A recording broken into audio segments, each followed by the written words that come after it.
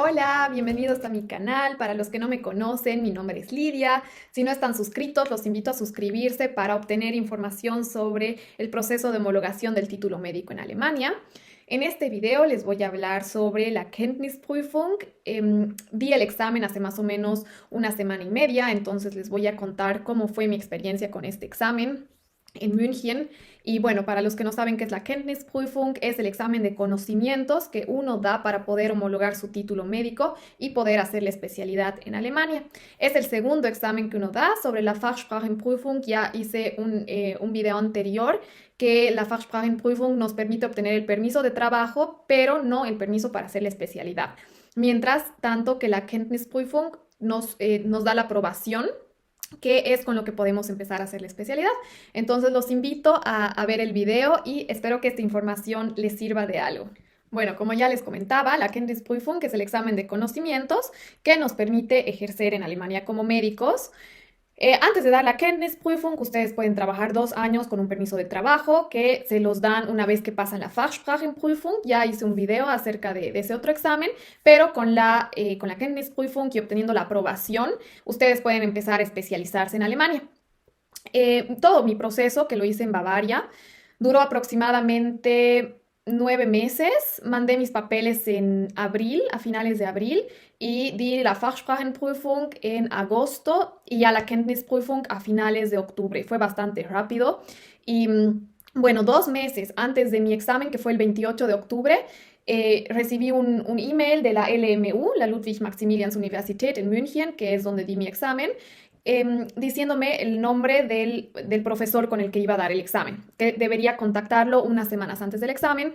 Me puse en contacto con las personas que iban a tener el examen el mismo día que yo y coordinamos todo de cuándo íbamos a contactar a nuestro profesor y todo lo demás. Lo hicimos un mes antes.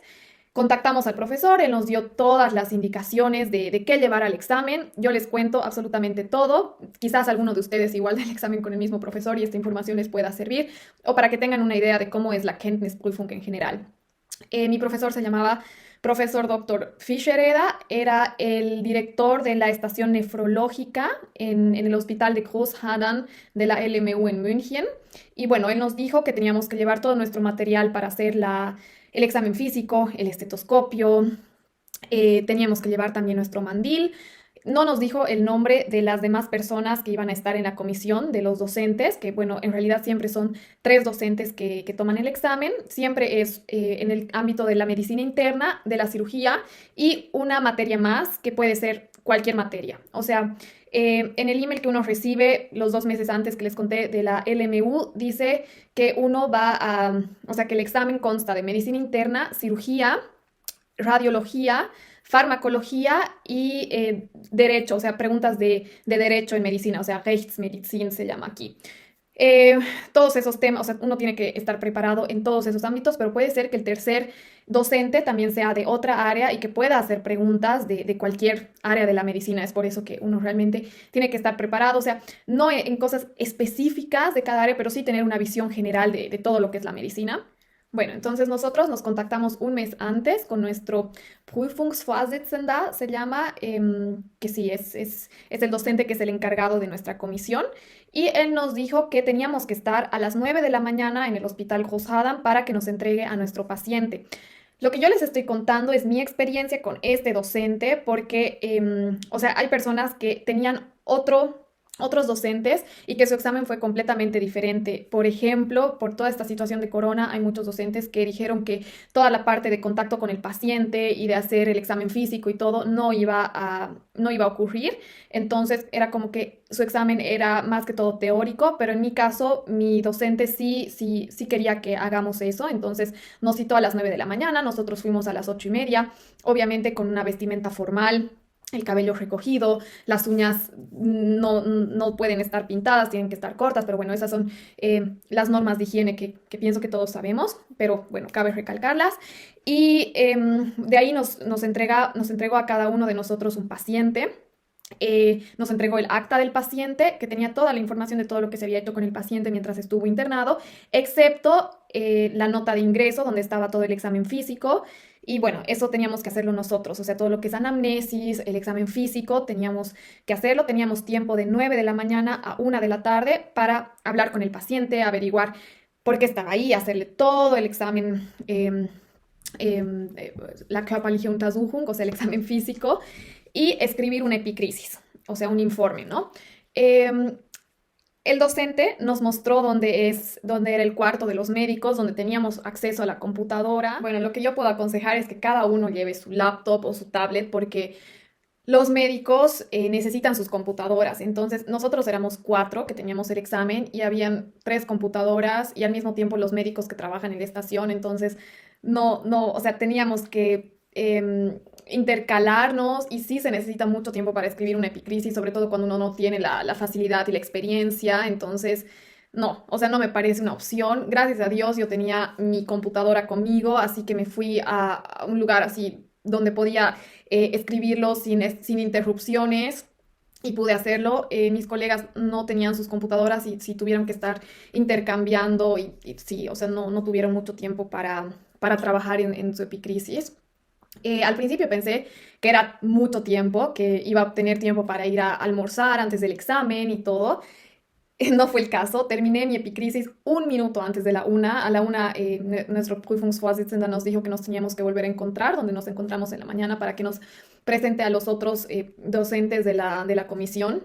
Y bueno, imprimí las cartas para cada uno de ellos, y a la 1 nos encontramos con ellos, nos los presentó. Los otros de la comisión eran profesor Dr. Brenner, que es un cirujano cardíaco también de la LMU, y profesor Dr. Briegel, que es un anestesiólogo de la LMU. Muy amorosos todos, la verdad, los docentes 100 puntos, uno no tiene que tener miedo, ellos realmente tratan de ayudar a uno, y sí, o sea, como que los guían a las respuestas que ellos están buscando. Así que es un examen para el cual sí uno tiene que estar preparado, pero realmente los docentes no quieren que uno se aplace, sino nos ayudan, ¿no?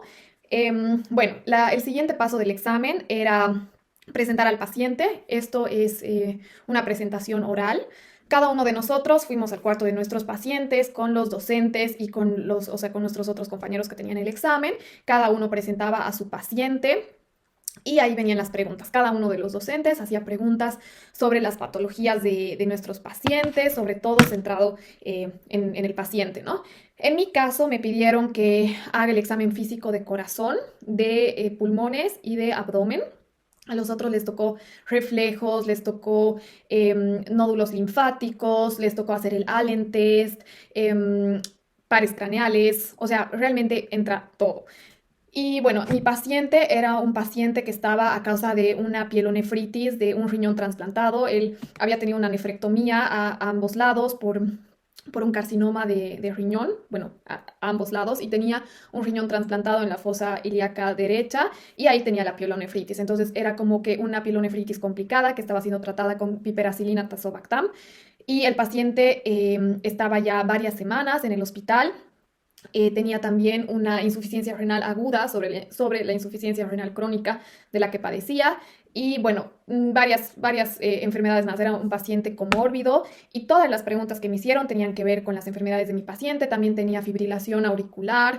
Entonces me preguntaron sobre qué es la fibrilación auricular, cómo tengo que hacer la anticoagulación del paciente, cómo controlo la frecuencia, cómo controlo el ritmo. El paciente también tenía un marcapaso. Me preguntaron algunas cosas sobre el marcapaso. Me preguntaron las opciones quirúrgicas, intervencionales que tengo para tratar la fibrilación auricular. El paciente también tenía una estenosis aórtica y tenía una prótesis valvular aórtica por TAVI. Entonces me preguntaron qué es la TAVI, qué pacientes reciben la TAVI, cómo se implanta la TAVI, por qué a mi paciente le habían puesto la TAVI, no le habían hecho una cirugía abierta, etcétera. Pero todo relacionado con las patologías del paciente. Y también, bueno, mi paciente tenía alergia a las cefalosporinas y le daban infecciones por Clostridium difficile. Entonces me preguntaron, el otro docente me preguntó qué es la infección por Clostridium difficile, por qué ocurre, o sea, entonces yo le comenté que el paciente cuando había estado en tratamiento por antibiótico, los antibióticos mataban la flora de su normal de su intestino, entonces eso permitía que el Clostridium difficile, que es una bacteria que en general está en el intestino, pueda replicarse y crear así una infección que puede ser primero una diarrea que pasa o puede ser una colitis pseudomembranosa, que era el caso de mi paciente. Entonces hablamos sobre cuáles pueden ser las complicaciones, por ejemplo, el colon, toxisches megacolon, o sea, colon megalocolon tóxico, perdón, estoy así un poco confundida con los dos idiomas. Y bueno, cómo se lo trata, vancomicina, metronidazol, se puede hacer un trasplante de heces, ¿no? Y bueno, todo eso. Y sobre todo los docentes quieren escuchar también sobre nuevos métodos. Si uno responde, ellos preguntan más y más a fondo. Pero sí, o sea, siempre no es con la intención de que uno falle, sino de saber hasta dónde uno puede llegar y si se dan cuenta que hasta ahí ya no sabe más o que como que cambian de tema y así. Bueno, esta parte dura más o menos 30 a 45 minutos por alumno. O sea, bueno, después viene la parte de las preguntas orales. Para esto, nuestro Prüfungsvorsitzender nos llevó a un cuarto de conferencias en el hospital. Los tres docentes se sentaron al frente de nosotros cuatro y empezaron a hacernos preguntas. O sea, era un docente, hacía 15 minutos preguntas a uno de nosotros y así íbamos rotando. Esto duró hasta las 6 de la tarde. O sea, el examen fue desde las 8:30 de la mañana hasta las 6 de la tarde y como les comenté hace rato, no hubo tiempo para comer ni nada, así que bueno, los que tengan su examen con esta comisión y tengan que hacer toda la parte del paciente, les aconsejo que se lleven algo de comer y de tomar y sí, como les dije, su computadora, súper importante. Pero bueno, ya, en esta parte fue como que cada docente nos hizo preguntas sobre diferentes temas. O sea, esto ya no tenía nada que ver con el paciente, fueron temas generales de la medicina. A mí me tocaron, o sea, yo les comento, me tocó dolor torácico agudo, entonces, ¿cuáles son las causas para dolor torácico agudo? ¿Cómo tengo que reaccionar? ¿Qué hago si es una emergencia? Bueno, en mi caso era un infarto agudo de miocardio, entonces, ¿qué hago? Tengo que sacar troponina, ver los valores, qué enzimas más se elevan, qué enzimas se elevan primero y a partir de qué hora se eleva la troponina, qué hago cuando los valores de CKMB son altos, cuán específica es la troponina, cuán específica es la mioglobina, la CKMB, o sea, todas las preguntas sobre las enzimas, qué hago con el paciente en la situación aguda, tengo que llevarlo directamente a que le hagan una angiografía coronaria, entonces después me mostraron una foto de la angiografía coronaria, tenía que ver dónde estaba la estenosis, es decir, qué grado de estenosis más o menos tenía. ¿Y qué hago? Entonces ahí hablamos sobre qué opciones habían, poner un stent, un drug eluting stent, que son los que se utilizan ahora. Pero bueno, la paciente tenía como 50 años, entonces, ¿qué opciones más habían? Que era hacer una interponat de la arteria mamaria interna, qué arterias más se pueden utilizar, la arteria radial, se puede utilizar la vena safena, etcétera, etcétera, ¿no? Esas fueron las preguntas y también me preguntó algo sobre traumatología de un niño, o sea, todos eran casos, de un niño que estaba corriendo y se cayó, entonces viene a la estación y ¿qué hago? Entonces tengo que ver su pulso, su perfusión, su sensibilidad y la motricidad. Entonces, si eso está bien, hago una radiografía y de acuerdo al ángulo de Böhler puedo ver si voy a hacer una reposición conservativa o tiene que tener una operación y bueno, qué tipos de fracturas hay en la mano, Coles, Smith, de acuerdo al mecanismo de cómo fue el trauma, etcétera. Eso fue el cirujano cardiotorácico. Después me preguntó mi Prüfungsvorsitzender, el tema era sobre diarrea. Eso me confundió un poco porque la verdad yo estaba preparada más para emergencias, más para, no sé, enfermedades agudas. Y él me dijo, bueno, viene un paciente que tiene dolor de estómago, ¿qué haces? Entonces yo pensé en un abdomen agudo y fue como que, bueno, tengo que hacer una anamnesis enfocada, hago un examen físico enfocado en el abdomen, veo si tiene resistencia. Si tiene o sea, peritonismo, etcétera. Y me dice, no, todo está bien con él. Y yo, ok, bueno, veo si está estable hemodinámicamente. Me dice, sí, está súper bien. Y le digo, bueno, entonces ya he visto que no es nada, o sea, no es una emergencia, entonces puedo hacer una anamnesis más detallada. Entonces le pregunto sobre las características del dolor. Me dice que el dolor en una escala está más o menos en 8 y que todo lo demás es normal. Y ahí sí estaba bastante confundida, entonces le dije, bueno, ¿cómo son las heces? Y ahí me dijo, sí, son líquidas y con bastante frecuencia. Entonces le digo que es más de 3 veces, porque bueno, la definición de diarrea es que sean heces más de 3 veces, más de 250 ml, etcétera, ¿no? Con una consistencia líquida, más de 75% de líquido, entonces me confirma que era una diarrea y entonces le digo, ¿tiene sangre o algo? Y me dice, no, y bueno, a mí me dicen, ¿qué piensas? Entonces le digo, si es que es la primera vez que el paciente está teniendo esto o si no tiene estos episodios más frecuentemente que me haría pensar, por ejemplo, en un morbus Crohn o una colitis ulcerosa. Pienso que es una gastroenteritis y me dice exacto. Y realmente gastroenteritis en ese momento era lo último que había pensado porque es algo bastante fácil. O sea, sí, yo estaba más preparada, no sé, a preguntas más difíciles, ¿no? Pero yo realmente quería cosas así del día a día, nada del otro mundo. Y bueno, después me dijo qué microorganismos causan una gastroenteritis. Entonces le digo, bueno, son las enterobacterias, Shigella, Campylobacter, Salmonelas, etcétera. Y me dice, sí, muy bien, ¿qué son? Entonces yo así estaba como que, ¿qué son? O sea, gram negativos. Y me dice, ya, pero ¿qué son? Y estaba así súper confundida, o sea, y después me sentía así súper tonta de dar esta respuesta, pero le digo bacterias y me dice, sí, exacto, bacterias. Y ya, yo estaba así como que, ok. O sea, realmente él quería las respuestas básicas.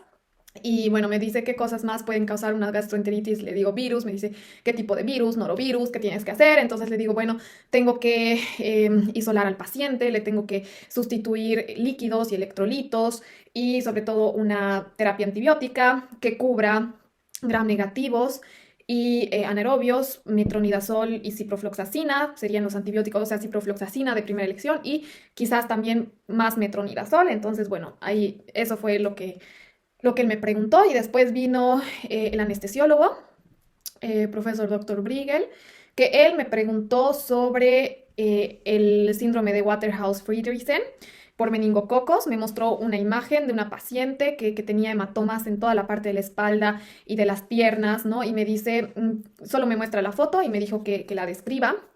Y bueno, le dije que tenía hematomas y no sé qué, y me dice, ¿por qué piensas que sea? Y le digo, bueno, viendo la foto así, sin saber nada más de la paciente, se nota que ya es alguien de avanzada edad por la piel, entonces pensaría que es una paciente anticoagulada, que se ha caído, y me dice, bueno, te voy a contar más sobre la paciente, es una paciente que tenía una enfermedad bacteriana, entonces ahí ya sabía que eran meningococos y era el síndrome de Waterhouse-Friderichsen, que es causado por las endotoxinas de los meningococos y que causa igual infartos en las glándulas suprarrenales y tiene un muy mal pronóstico.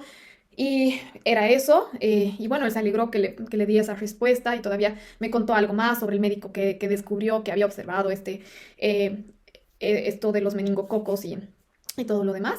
Y también me preguntó sobre la terapia antibiótica de mi paciente, o sea, por qué le estaban dando una terapia con piperacilina tazobactam. Entonces, bueno, le dije que viendo que el paciente no tenía sus 2 riñones, que era trasplantado y etcétera, que esta pielonefritis tenía que verse como complicada, entonces que por eso se le estaba dando este tratamiento antibiótico. Y bueno, de ahí me preguntó por qué se combina la piperacilina con el tazobactam. Entonces, bueno, le expliqué que el tazobactam era un inhibidor de la beta-lactamasa, que era un mecanismo de resistencia natural de algunas bacterias para las cuales las penicilinas no son efectivas. Y bueno, sí, esas fueron sus preguntas. Bueno, también nos mostraron imágenes, electrocardiogramas. A mí me tocó infarto de miocardio, fibrilación auricular. Nos mostraron imágenes de patologías, por ejemplo, herpes zóster, herpes oftálmico, síndrome de Horner, gasometrías arteriales. Sí, eso es lo que recuerdo ahora. Y bueno, sí, el examen duró, como les dije, hasta las 6 de la tarde. Después los docentes nos pidieron que esperemos afuera. Fueron como 5 minutos, nos llamaron de nuevo y nos dijeron a los cuatro, uno por uno, si habíamos aprobado o no. De nosotros cuatro, tres aprobamos. Lamentablemente una compañera no. Pero sí, o sea, como les comenté, para el examen sí uno tiene que estar muy bien preparado. Yo me preparé 7 meses, hice unos cursos que duraron 3 meses y el resto me preparé sola, sobre todo de ambos y libros de Elsevier, libros que quería complementar. Por ejemplo, como les comenté, cuando me llegó la carta de la LMU decía que iba a entrar radiología, que iba a entrar Rechtsmedizin, o sea, derecho en medicina. y farmacología, entonces leí libros extras de farmacología, de radiología y bueno, todo el examen, todo el programa para el Staatsexamen de ambos, que son como 250 temas tal vez, pero bueno, sí, el tiempo me alcanzó, o sea, sí o sí yo pienso que uno tiene que planear más o menos medio año para prepararse para este examen y... y bueno, sí, también algunas fuentes de videos de YouTube, que las voy a poner todas en la parte de la descripción, abajo en el video, para que ustedes sepan qué material exactamente utilicé. Y bueno, sí, desearles suerte, quitarles el miedo del examen porque uno realmente puede lograrlo. Yo no tengo experiencia laboral, o sea, sí hice el internado aquí en Alemania, pero después vino todo esto de la pandemia y estuve un año sin practicar, obviamente leyendo, siempre un poco estudiando, pero un año sin práctica. Después vine aquí y bueno, me preparé intensivamente esos 7 meses. Y sí, o sea, para la parte del examen físico me sirvieron muchísimo los videos de ambos. La verdad, estaba preocupada al principio si es que tenía que hacer una hospitación o algo para volver a entrar en práctica, pero me di cuenta que no es necesario, o sea, que realmente este examen es más de conocimientos y que es más importante estar muy bien en toda la parte teórica y saber un poquito de todo el ámbito de la medicina, ¿no? De la medicina interna, de la cirugía, que son las más importantes. Después, ¿qué más les puedo aconsejar? Bueno, los cursos, la verdad a mí no me gustaron mucho. Voy a hacer un video contando explícitamente sobre mi experiencia con el curso de preparación para la Kenntnisprüfung. Duró 3 meses, no me convenció mucho, pero sí me dio una idea de qué es lo que entra en el examen, de qué es lo que quieren escuchar los docentes. Y eso, ¿no? Pero en cuanto a contenido, me parece que no estuvo muy bueno y que el material que uno encuentra en ambos y en libros de Elsevier o Time, que es otra editorial de libros en medicina, es mucho más completo. Sí, pero bueno, pienso que para tener una base buena para el examen sí es importante leer por lo menos ese programa M3, o sea, para el Staatsexamen de ambos. Y bueno, un par de temas extra, por ejemplo, en este programa no está todo lo que es Schlaganfall, Apoplex, que me parece súper importante y que entró en el examen. Entonces es como que el programa es bastante completo, pero sí hay un par de temas que habría que complementarlos. Sí, eso es lo que les puedo contar sobre mi experiencia. Bueno, si tienen alguna duda, por favor, escríbanme y realmente les deseo muchísima suerte. Es un examen que se puede lograr cuando uno quiere y se pone las pilas, logra cualquier cosa. Y sí, o sea, también a la primera es un examen que ist machbar, como se dice en alemán, ¿no? Así que, bueno, mucha suerte. Y aquí estoy para cualquier duda que tengan. Ya en los siguientes videos les voy a hablar sobre los cursos y bueno, cómo es el proceso después de que uno logra el examen para empezar a hacer la especialidad, todo lo que son las Bewerbungen y todo lo demás. Así que si no están suscritos al canal, no se olviden suscribirse y hasta la próxima.